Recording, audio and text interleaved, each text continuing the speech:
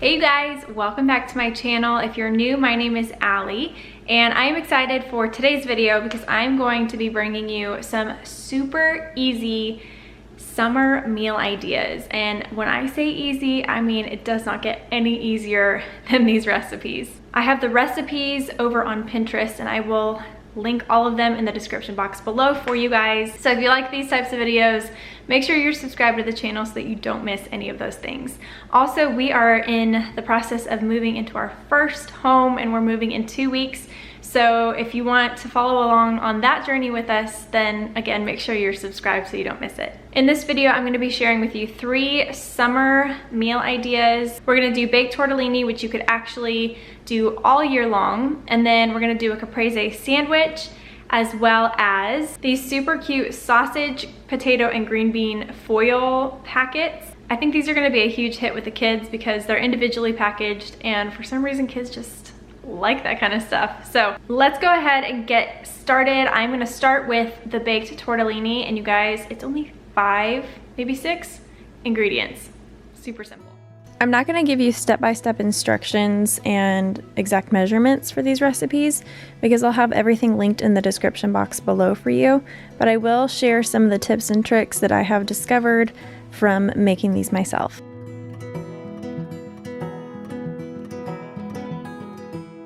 My first tip is use as much cream cheese as you personally want. I could probably go for just 1/3 of the cream cheese to make it a little less rich, but you can add the whole stick if you want to. And then you're placing this in the oven to soften the cream cheese so you can mix it into the sauce pretty easily.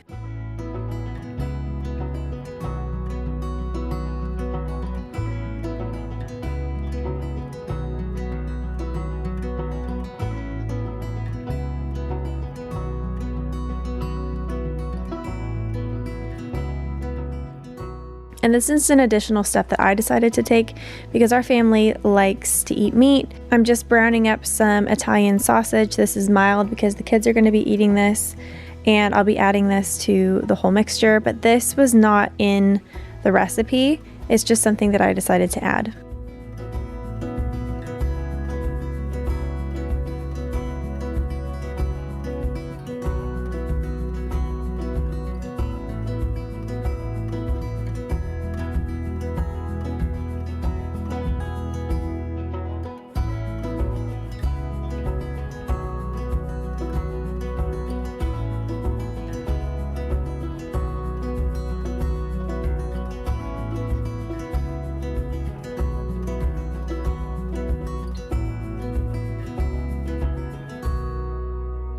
And then this is how easy it is. You just pour everything together, all of the ingredients, and mix it together. Then you're going to top it with cheese and place it in the oven for 30 minutes, and that's it. This is a super easy recipe.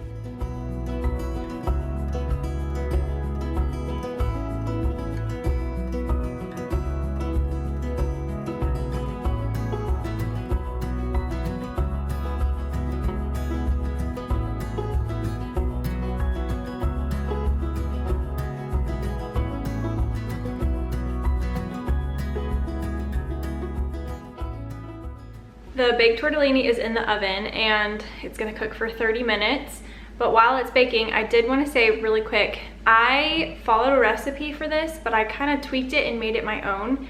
The recipe that I'm gonna share with you doesn't call for any Italian sausage, but we personally eat meat in our family. And so to kind of get the protein in as well as please Andrew, I went ahead and added some Italian sausage. So if you're vegetarian, you can totally omit that. And another thing that I changed up a little bit was it called for Parmesan cheese in the middle of all of the mixture. I felt like there was already a lot of cheese going on between the cream cheese and the cheese tortellini, and then topping everything with mozzarella. So if you want to, you can go ahead and add the Parmesan. I personally didn't. So make this your own as well, but I'll have the recipe linked in the description box for you. I'm also going to be making a little side salad to go with our dinner. This is just a really easy side salad. I'm only adding tomatoes and cucumbers, and then I'll be making a dressing from scratch, and I'll share with you how I do that. It's also very easy, but you can make this salad however you want. You could add strawberries, nuts, cheese, basically whatever you wanted. I was just keeping it really simple tonight.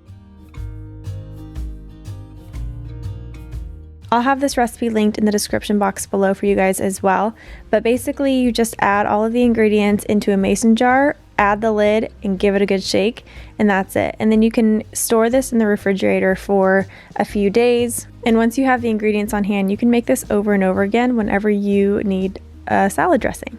Another nice thing about this recipe is that the measurements don't have to be exact. You can kind of eyeball it if you want to.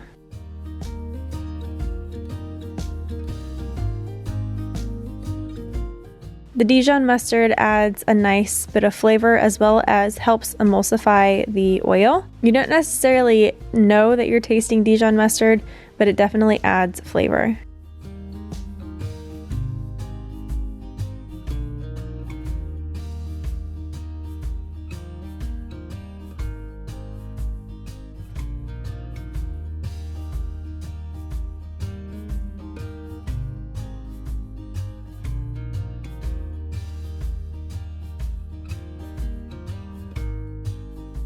After the 30 minutes was up, I turned on the broiler and watched it closely to make sure that the cheese browned nicely but didn't burn.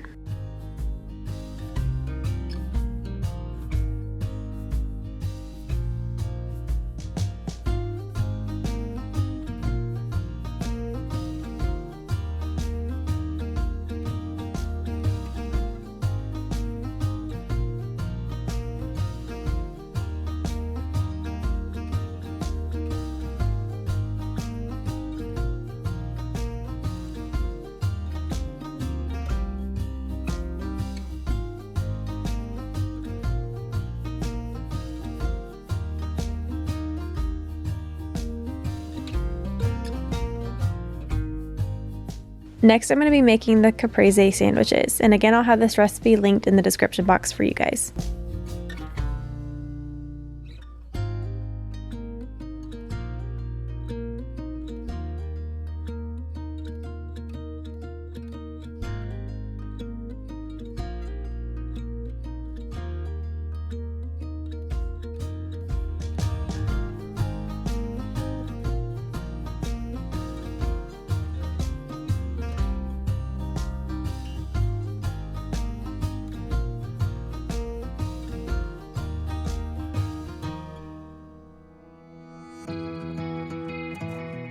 If you'd like, you can make pesto from scratch, and the recipe I'm sharing below for you guys has a recipe for homemade pesto, but I like to keep things super simple, so I'm just going to go ahead and use a pre-made jarred pesto.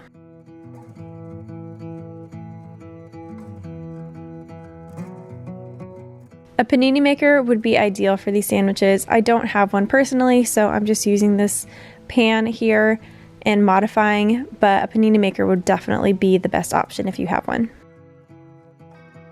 A little tweak to the recipe that I decided to make was to add some sliced turkey breast. The recipe doesn't call for it, and if you're vegetarian, you can totally omit this, but we like to eat meat in our family, so I added some sliced turkey.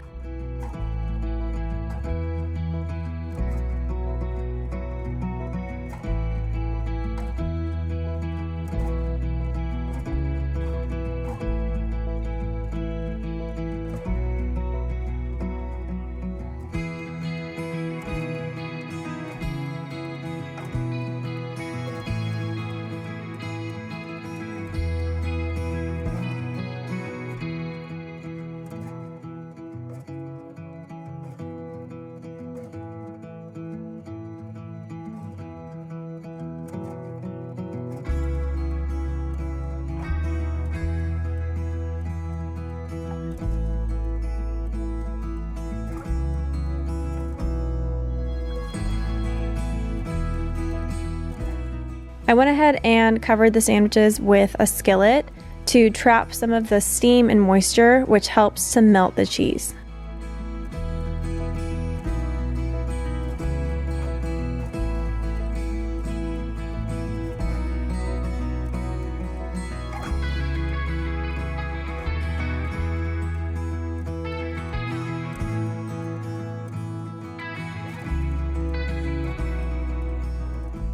that recipe is absolutely delicious. It might look a little messy, maybe not the prettiest, but it tastes so good. I did change up the recipe a little bit. Again, I added turkey, like sliced turkey meat. You could really add whatever you want, but the recipe didn't call for that. I just thought that I would do it because we like to eat meat in our family.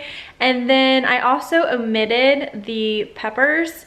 I just was not feeling it. So omitted the peppers, added some extra turkey, and that's it. So I'm gonna link the recipe. You guys can follow it as is or make it however you want to. But those sandwiches were really, really good. Okay, so now it is 11:30 and I'm gonna go ahead and prep dinner for tonight. So those sandwiches could either be dinner or lunch. We had them for lunch today.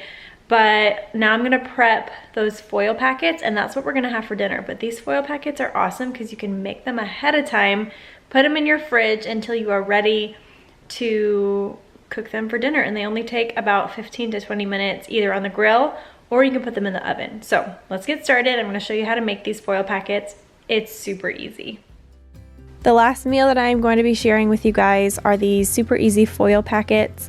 Andrew said that his mom used to make these growing up, but she would use hamburger patties instead of the sausage. And you really can make these foil packets however you want. You can add whatever vegetables you want. I saw another recipe that called for corn instead of green beans. So whatever you're feeling or whatever you have on hand, this is a super easy meal option for a busy week or a busy night.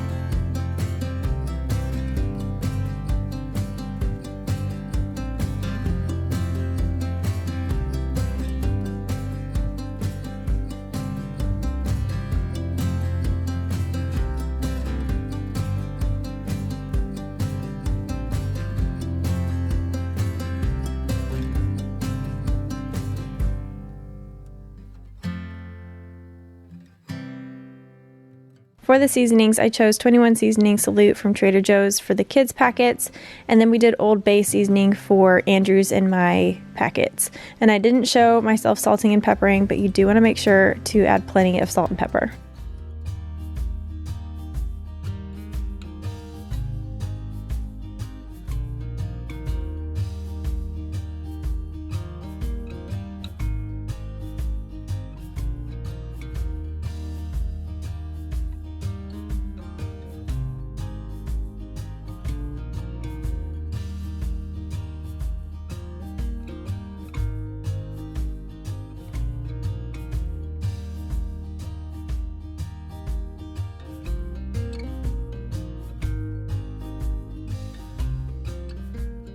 The proper way to make these is on a grill. You can even put these over a campfire if you're camping, but it was pouring down rain this particular night, so I went ahead and put them in the oven. It doesn't turn out quite the same. There isn't any char like you would get if you would put these on the grill or over a campfire, but in a pinch, the oven works just fine.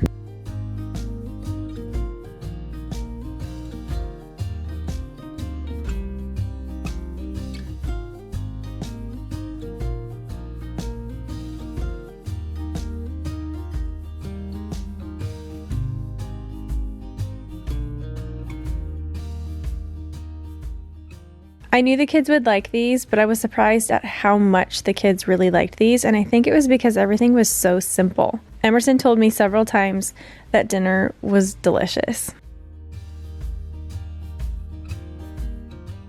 Lastly, I'm making a fun little dessert. This would be great to take to parties or if you're having guests over. This is a mixed berry trifle. One thing I do want to add, if you're not a fan of cream cheese, you can totally skip that part and maybe double the vanilla pudding. I think I might even try that the next time I make this. But either way, it's really, really good. And I'm doing everything as simply as I can. You could totally make angel food cake from a box or even from scratch if you're feeling up to the challenge. But I just went ahead and used a pre-made angel food cake from the store. And then you could also make your own whipped cream from scratch. But again, I was feeling like making this as easy as possible, so I just used a tub of Cool Whip.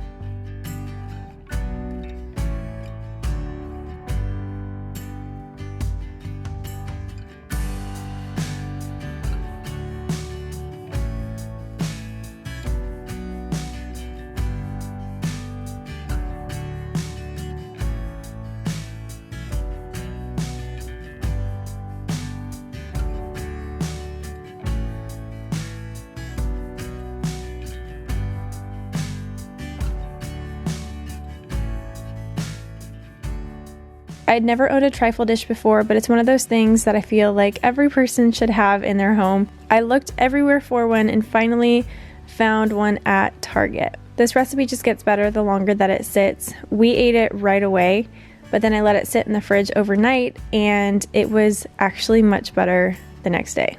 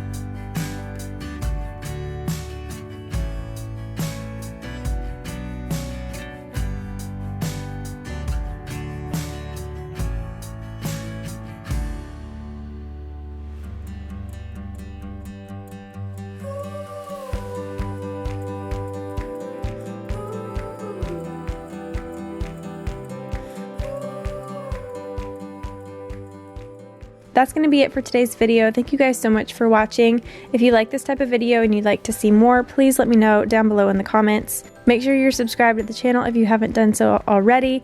And you can also follow me on Instagram at Allie_Gooch. I love you guys and I will see you in the next one. Bye.